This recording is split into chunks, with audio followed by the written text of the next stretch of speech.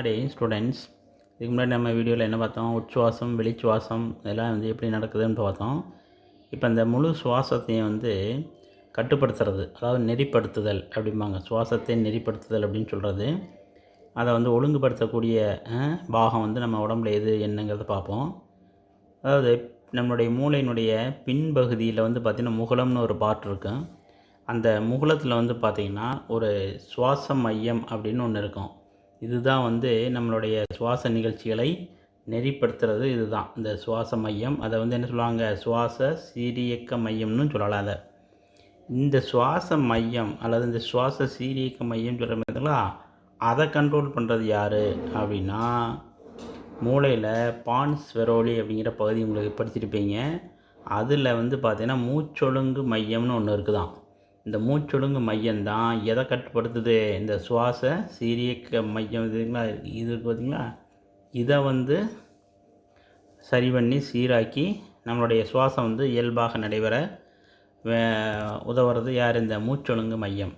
அப்போ மூச்சொழுங்கு மையம் எதை கட்டுப்படுத்துது, சுவாச மையத்தை கட்டுப்படுத்தி சுவாச மையம் நம்மளுடைய சுவாச நிகழ்வுகளை ஒழுங்குபடுத்துது அப்படிங்கிறது தான் இதில் சொல்கிறாங்க. சரிங்களா? சரி, இந்த சுவாச சீரியக்க மையம் சொல்கிறோம் பார்த்திங்களா, அந்த மூலத்தில் இருக்கக்கூடிய அந்த சுவாச சீரியக்க மையம் அது பக்கத்தில் பார்த்திங்கன்னா என்ன காணப்படுது அப்படின்னா, வேதி உணர்வு பகுதி அப்படின்னு ஒன்று இருக்குது. வேதி உணர்வு பகுதி, அதாவது வேதிப்பொருட்களை உணரக்கூடிய பகுதியானது சுவாச சீரியக்க மையத்தின் அருகில் காணப்படுது. இதை எதை உணருது அப்படின்னா, கார்பன் டை ஆக்சைடு மற்றும் ஹைட்ரஜன் அயனியை உணரக்கூடிய பகுதியாக இது காணப்படுது.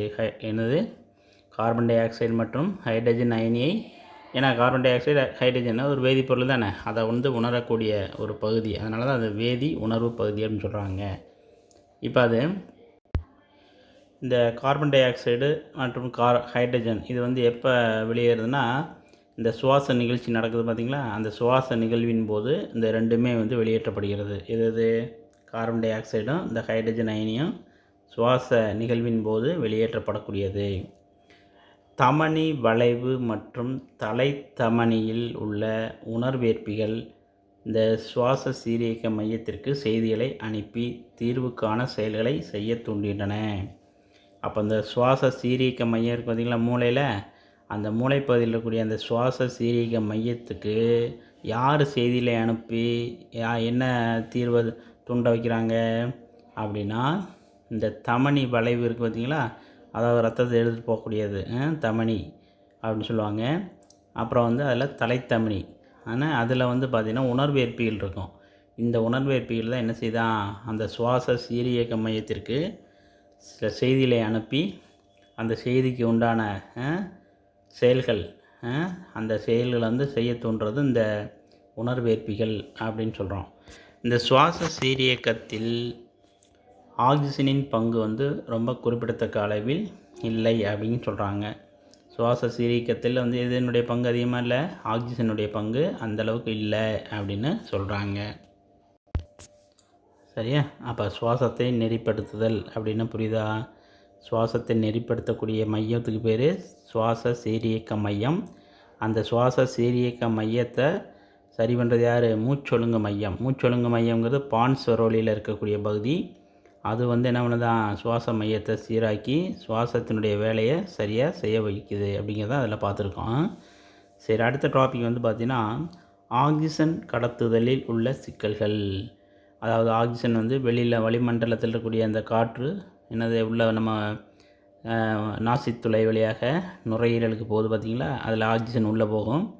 அப்படி ஆக்சிஜன் உள்ளே போகிறது எப்படி அது கடத்தப்படுவதில் என்னென்ன சிக்கல்கள் இருக்குது அப்படிங்கிறது தான் இதில் பார்க்க போகிறோம். ஆக்சிஜன் கடத்துதலில் உள்ள சிக்கல்கள் அப்படிங்கிறது என்னென்னு பார்த்தலாம்.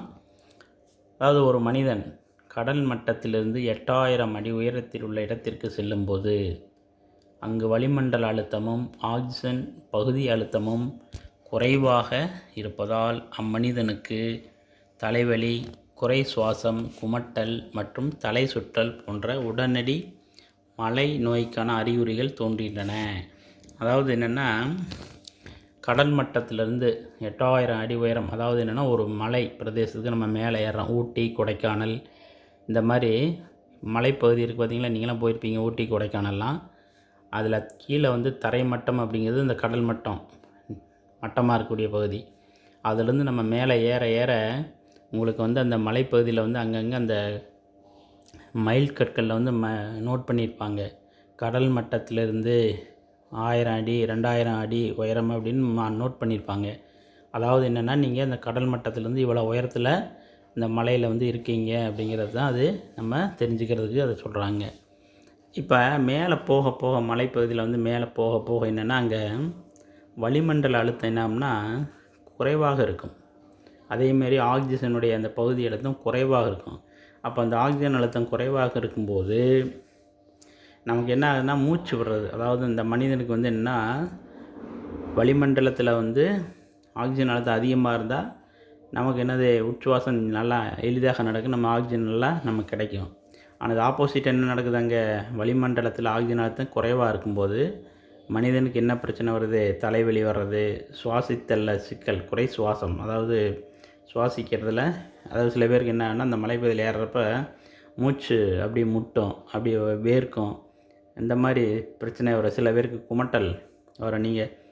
நீங்கள் சாதாரணமாக வந்து பஸ்ஸில் வந்து தரைமட்டத்தில் இருக்கக்கூடிய ஊருக்கு நீங்கள் போகிறீங்கன்னு வச்சுக்கோங்க, எவ்வளோ தூரம் பஸ்ஸில் போனாலும் ஒன்றும் செய்யாது.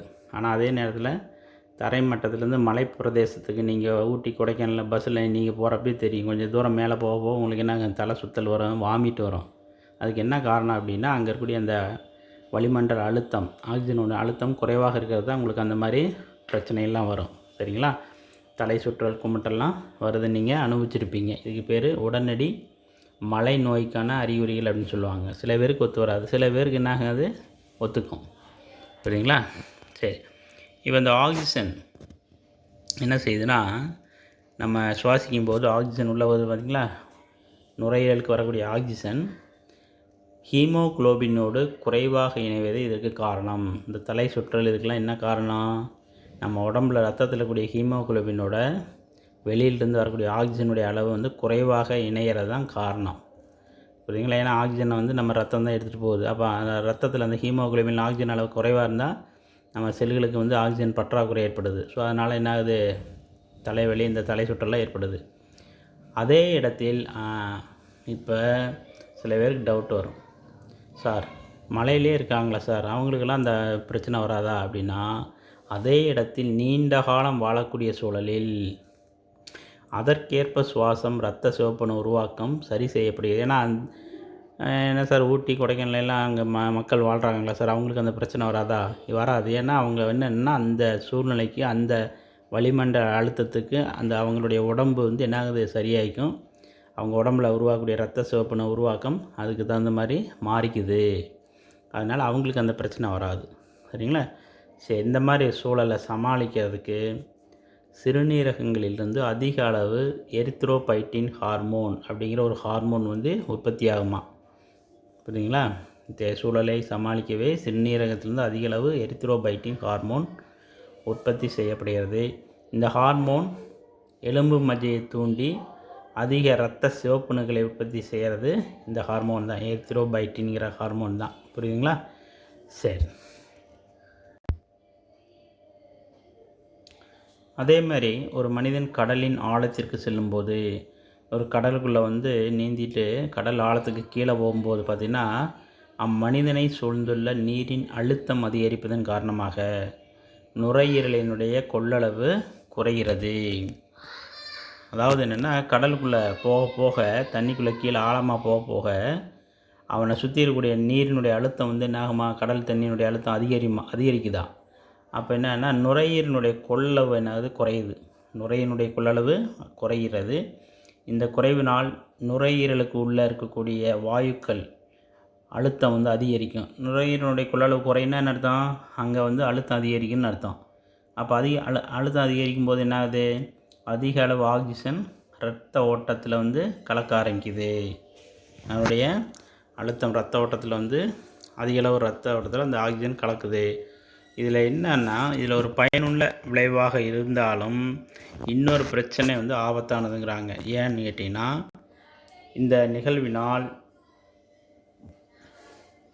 ஹைட்ரஜன், அதாவது என்னென்னா, நம்ம கடலில் இருக்கக்கூடிய நைட்ரஜன் வாயு அது வந்து என்ன ஆகுது, நம்ம உடம்புல வந்து அதிகமாக வந்து ரத்தத்தில் கலப்புது. நைட்ரஜன் வந்து நம்ம ரத்தத்தில் கலப்பதுனால என்ன நோய் வருதுங்கிறாங்க, நைட்ரஜன் நார்கோசிஸ் அப்படிங்கிற ஒரு நிலை உருவாகுது அப்படிங்கிறாங்க.